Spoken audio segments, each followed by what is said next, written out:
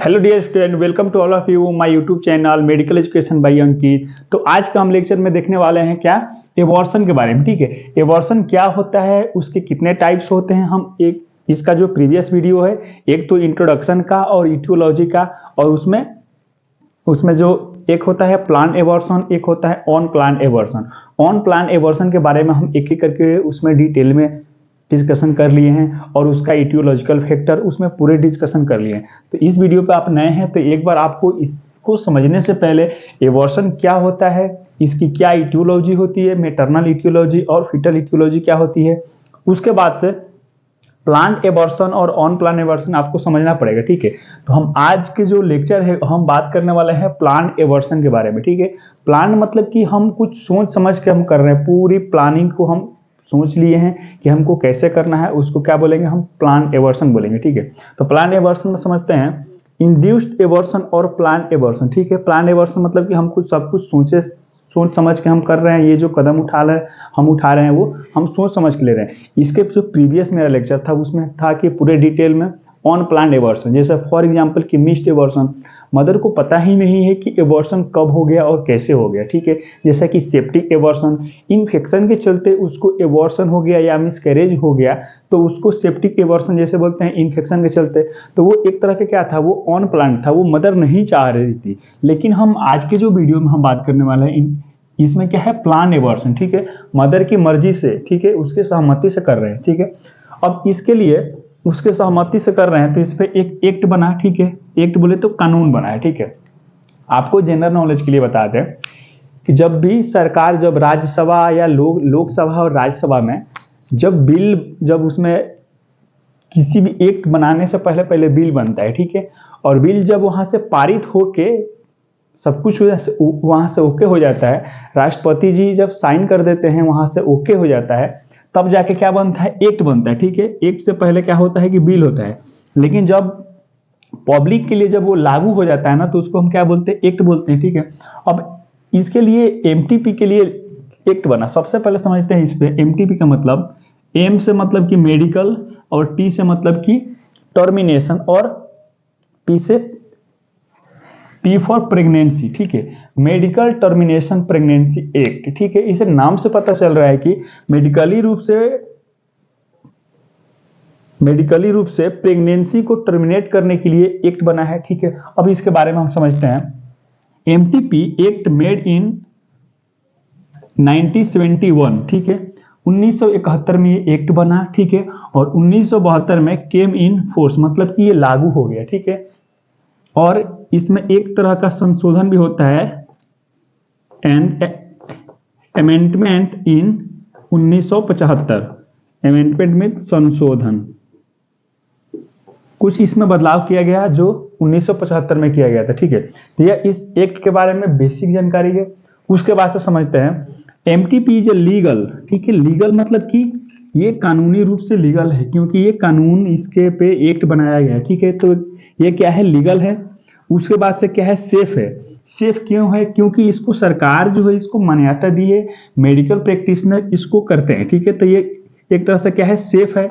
उसके बाद से क्या है, हाइजेनिक। ठीक है, हाइजेनिक मतलब कि अगर मेडिकल प्रैक्टिशनर कर रहा है तो वो क्या अपने पूरे हाइजेनिक रूप से क्लीन और सेफ मेथड से करेगा। ठीक है, और मेडिकल टर्मिनेशन। ठीक है, medical termination of pregnancy, termination का मतलब ही होता है जो भी प्रोडक्ट है, फीटस का प्रोडक्ट है, उसको एक्सपॉल आउट करवाना है। ठीक है, तो यह तीन वर्ड को समझना है, legal, safe, hygiene and hygiene medical termination of pregnancy. पहली लाइन आई होप कि आप समझ रहे होंगे। उसके बाद समझते हैं medical termination abortion, medical termination abortion place in recognise place by the medical practitioner. गांव में ऐसा होता है ना कि झोला छाप डॉक्टर भी क्या करते हैं कि ये अवॉर्ड करवा देते हैं। ठीक है, लेकिन अपने को क्या करना है कि मेडिकल प्रैक्टिशनर से ही करवाना है। रिकॉग्नाइज प्लेस मतलब कि हॉस्पिटल में, रिकॉग्नाइज हॉस्पिटल में मेडिकल प्रैक्टिशनर डॉक्टर से ही करवाना है। ठीक है, तो ये दूसरी लाइन है। उसके बाद से समझते हैं concern taken by the wife. ठीक है, concern taken by the wife. ठीक है, वाइफ की सहमति होना चाहिए, और आपको लिखित में उससे क्या लेना है, कंसर्न लेना है। किससे लेना है, वाइफ से लेना है। अगर वाइफ नहीं चाहती है तो आप कभी भी उसको उसके उसके हस्बैंड से आपको कंसर्न लेके नहीं करा सकते हैं, वाइफ की सहमति होनी चाहिए, ठीक है। तो ये है पॉइंट। उसके बाद से समझते हैं इसका इंडिकेशन। अब एक्ट बना है तो कुछ ना कुछ इसका क्या होगा, निर्देश होगा, इंडिकेशन होगा, उसको हम समझते हैं, ठीक है। सबसे पहली बात है क्रोमोसोमल एबनॉर्मलिटीज, ठीक है। क्रोमोसोम में अगर एबनॉर्मलिटी हो गई फीटस के लिए, ठीक है, फीटस में जैसा कि आपको ईटियोलॉजी में मैंने बताया था कि फीटस में अगर कोई भी इसमें फीटस में क्रोमोसोमल एबनॉर्मलिटी बोले तो जेनेटिक एबनॉर्मलिटी अगर हो गई है तो वो क्या होगा, बच्चा जो होगा आगे चल के सही से नहीं होगा। हो सकता है वो बहरा हो जाए, हो सकता है वो गूंगा हो जाए, या एक पैर ही ना हो, या हाथी नहीं हो, या कोई हार्ट में डिफेक्ट हो, या कोई जीआईटी में डिफेक्ट हो, मतलब बहुत तरह के इसमें जेनेटिक डिफॉर्मिटीज हो सकती है, ठीक है। तो अगर कुछ भी ऐसा हो, ठीक है, तो हम क्या कर सकते हैं, हम एबॉर्ट करवा सकते हैं। अगर वो जन्म लेगा तो बच्चे के लिए भी दिक्कत है, उसके घर वाले के लिए भी दिक्कत है। तो इस कंडीशन में क्या होगा कि एबॉर्शन हम करवा सकते हैं, ठीक है, एमटीपी के एक्ट के अंदर से, ठीक है। तो यह क्या है, पहला इंडिकेशन है। उसके बाद से दूसरा इंडिकेशन है रेप केसेस, ठीक है।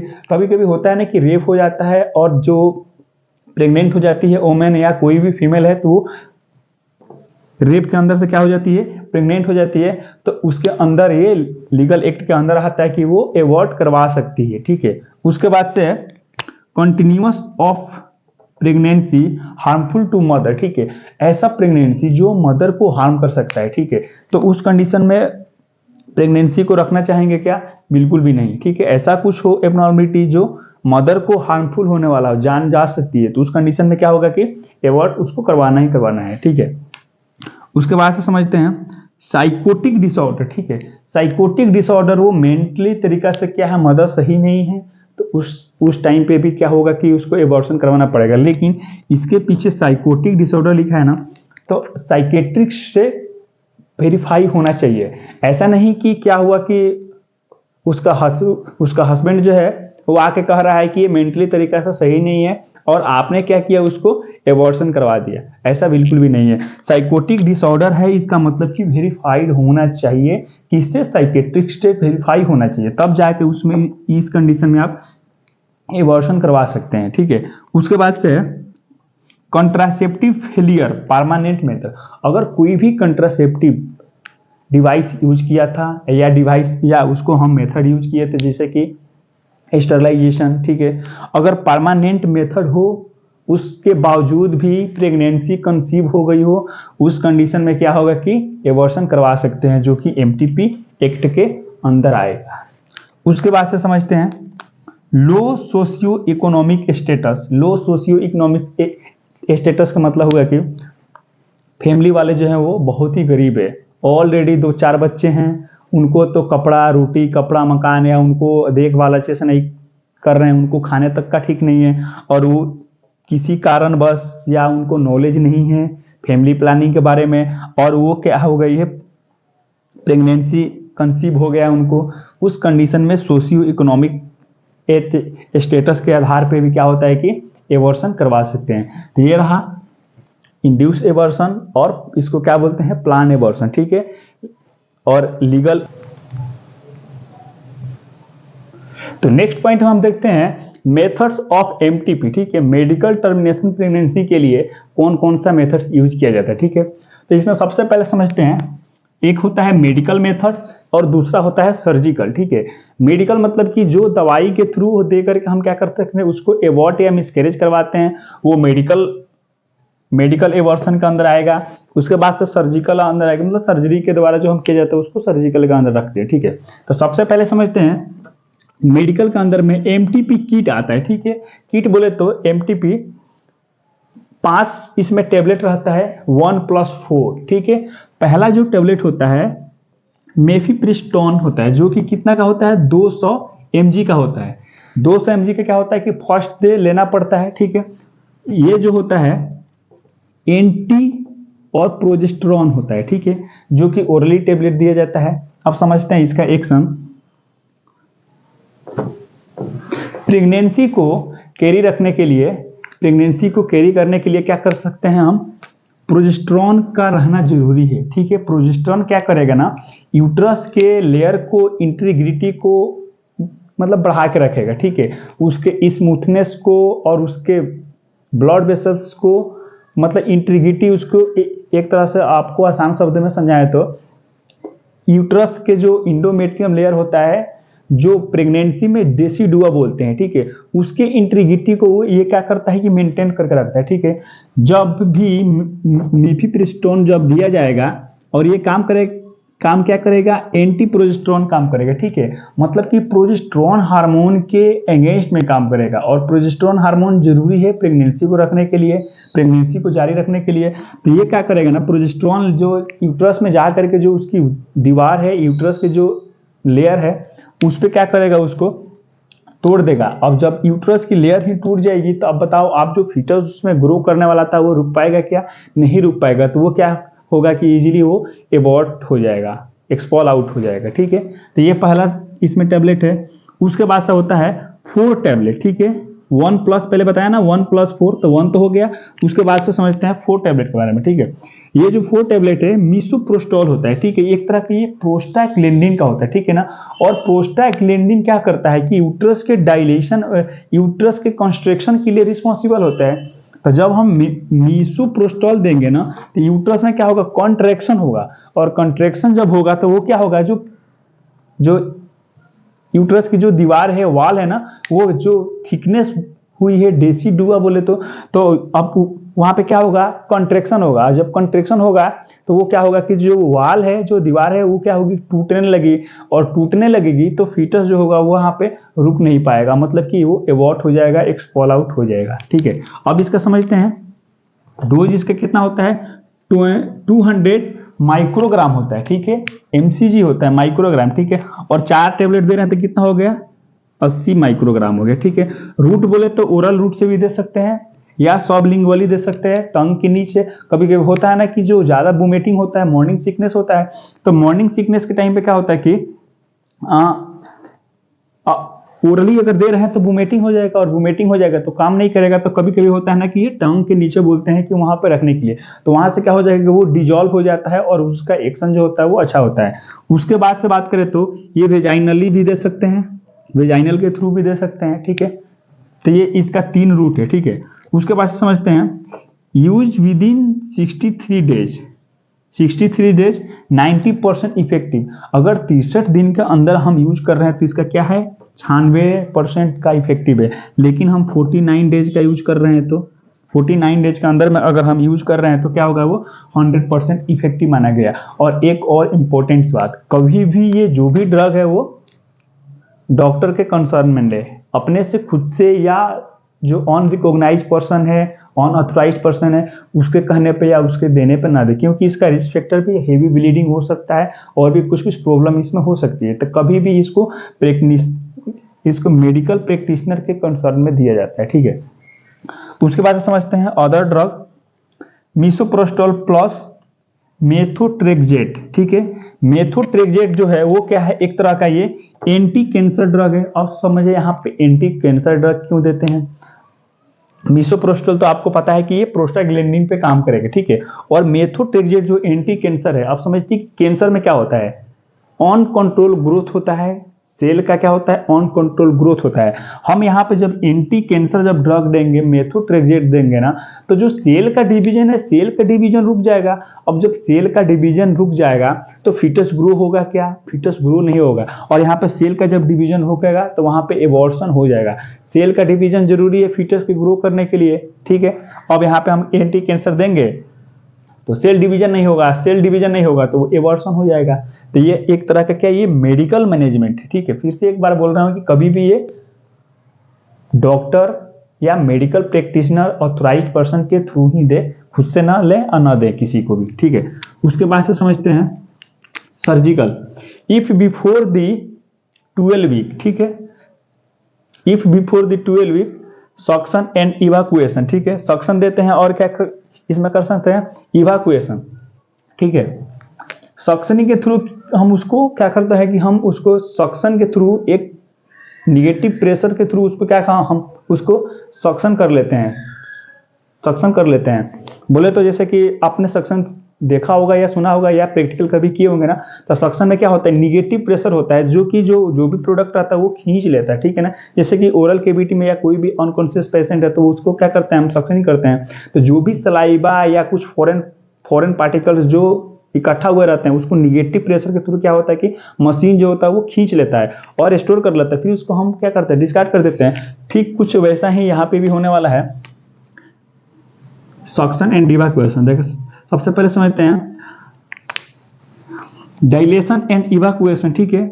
डायलेट करते हैं सर्विक्स को, ठीक है, किसके हेल्प से करते हैं, वेजाइनल स्पेकुलम के थ्रू, ठीक है ना। वेजाइनल स्पेकुलम से क्या करते हैं कि हम उसको डायलेट करते हैं सर्विक्स को, ठीक है, और वहां से क्या कर सकते हैं, इवैक्यूएट हम कर लेते हैं। जो भी फीटस का जो वहां पे प्रोडक्ट है वो उसको क्या कर सकते हैं, हम इवैक्यूएट कर लेते हैं, ठीक है। दूसरी बात DNC, dilation and suctioning. Suctioning की जैसे आपको बताया क्या करना है कि निगेटिव प्रेशर के थ्रू डायलेशन हर चीज में करना है। डायलेशन बोले तो सर्विक्स को डायलेट करेंगे वेजाइनल स्पेकुलम के थ्रू, और उसके डायलेट करने के बाद से क्या करेंगे, उसको हम सक्शनिंग करके और जो भी उसका प्रोडक्ट निकलेगा उसको हम डिस्कार्ड कर देंगे, ठीक है। तो ये हो गया। उसके बाद से समझते हैं आफ्टर 14 वीक्स, ठीक है। 14 वीक्स के बाद क्या कर सकते हैं, इसके बाद से क्या होता है, DNC, नाम बहुत सुना होगा ये DNC के बारे में, ठीक है। डायलेशन एंड क्यूरिटेज, ठीक है। क्यूरिटेज एक होता है, क्यूरिटेज जो होता है इंस्ट्रूमेंट होता है, डायलेट करके और इंस्ट्रूमेंट के थ्रू हम क्या कर सकते हैं, जो भी फीटस का प्रोडक्ट है उसको हम बाहर करते हैं, ठीक है। इसीलिए इसका नाम पड़ा है DNC, ठीक है। इसमें सर्जिकल इंस्ट्रूमेंट को यूज किया जाता है। एक बार आप जरूर सर्जिकल इंस्ट्रूमेंट के बारे में पढ़े और उसका डायग्राम को देख करके समझे, तब आपको और अच्छे से जरूर क्लियर होगा, ठीक है। तो यह क्या हो गया कि सर्जिकल मेथड्स हो गया एवर्सन का। अब समझते हैं एक लास्ट वाला जो पॉइंट बचा था, क्रिमिनल एवर्सन, ठीक है ना। क्रिमिनल या इलीगल, ठीक है। लीगली रूप से उसको मान्यता नहीं मिली है, उसको क्या बोलते हैं, इलीगल या क्रिमिनल बोलते हैं, ठीक है। यह क्रिमिनल एवर्सन अगर होता है तो उसको जो करता है उसको जेल भी जानी पड़ सकती है, ठीक है। When induction of aversion is perform without any justifiable cause. अब आप याद कीजिए एक बार कि जो हमने इंडिकेशन बताया था अभी आपको कि ये लीगल एवर्सन बोले तो एमटीपी के लिए क्या क्या इंडिकेशन था, क्या क्या उसको दिशा और निर्देश था, ठीक है। अगर उसमें यहां पे देखिए विदाउट एनी जस्टिफाई नहीं है कि इसमें अगर फॉर एग्जांपल की जैसे बताया था मैंने कि क्रोमोसोमल एबनॉर्मलिटी होना चाहिए। अगर क्रोमोसोमल एबनॉर्मलिटी नहीं है और वहां पे क्या कर रहे हैं, हम एबॉर्शन करवा रहे हैं, तो किस में आएगा, क्रिमिनल एबॉर्शन में आएगा। फॉर एग्जांपल दूसरा एग्जांपल की जैसा बताया था कि साइकेट्रिक डिसऑर्डर होना चाहिए। अगर साइकेट्रिक डिसऑर्डर नहीं है, हम उसको साइकेट्रिक डिसऑर्डर खुद से बोल दे रहे हैं कि हाँ उसका हस्बैंड बोल रहा है कि साइकेट्रिक डिसऑर्डर है, और उस कंडीशन में हम उसको एबॉर्शन करवा रहे हैं, तो वो क्या होगा कि विदाउट जस्टिफाइबल, मतलब कि जस्टिफाई है ही नहीं, जस्टिफाई नहीं है और आप एबॉर्शन करवा रहे हैं, तो उस कंडीशन में क्या होगा कि क्रिमिनल एबॉर्शन में रखा जाएगा उसको, और इस कंडीशन में जेल भी जानी पड़ सकती है। तो जो भी करना है, जो भी कराना है वो सोच समझ के करवाना है, ठीक है। तो आज के हम वीडियो में मेनली क्या देखे हैं, एबॉर्शन के एमटीपी के बारे में जो लीगल होता है और प्लान होता है, ठीक है। पहला मेरा लेक्चर था इंट्रोडक्शन इटियोलॉजी, दूसरा था कि उसमें कौन कौन सा टाइप्स होता है ऑन प्लान मेथड। आज का जो वीडियो रहा मेरा एमटीपी के बारे में और प्लान एवर्सन के बारे में। वीडियो से रिगार्डिंग अगर आपको कुछ भी डाउट लगता है तो आप जरूर कमेंट बॉक्स में क्वेश्चन करें, और वीडियो अच्छा लगा हो तो आप जरूर इसको शेयर करें।